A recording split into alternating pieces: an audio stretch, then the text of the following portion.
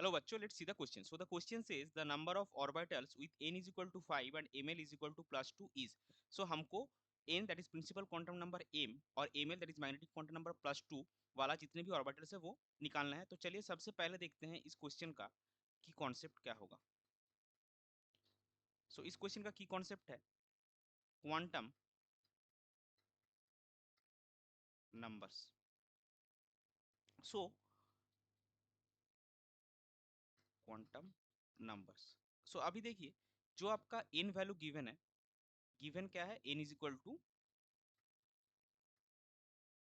5 and अगर n आपका 5 है so possible L values will be 0 to n minus 1, that is आपका क्या क्या आएगा 0 1 2 3 और 4। ये आपका पॉसिबल L वैल्यूज आएगा n इज इक्वल टू 5 के लिए। And for each L value, L आपका एजिमुथल क्वांटम नंबर है, for each L value ml value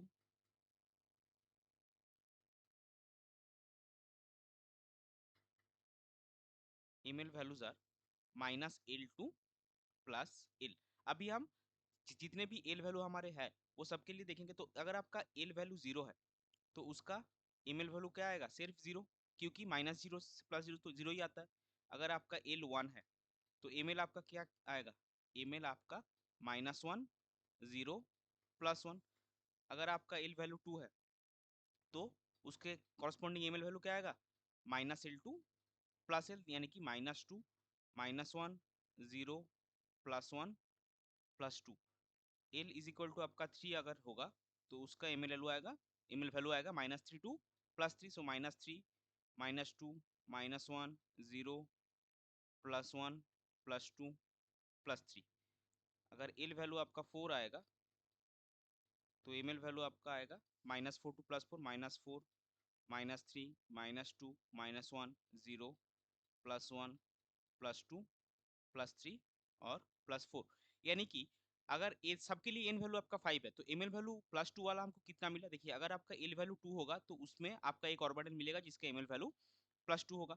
अगर आपका एल इज इक्वल टू 3 होता है तो उसमें आपका एक एम एल वैल्यू मिलेगा जिसका एक ऑर्बिटल मिलेगा जिसका एम एल वैल्यू प्लस 2 है। और एल इज इक्वल टू 4 के केस में भी आपको एक ऑर्बिटल मिलेगा जिसमें एम एल वैल्यू आपका प्लस 2 होगा। सो टोटल आपका कितना ऑर्बिटल हुआ, 3। सो इसका फाइनल आंसर हम क्या लिखेंगे, देयरफॉर द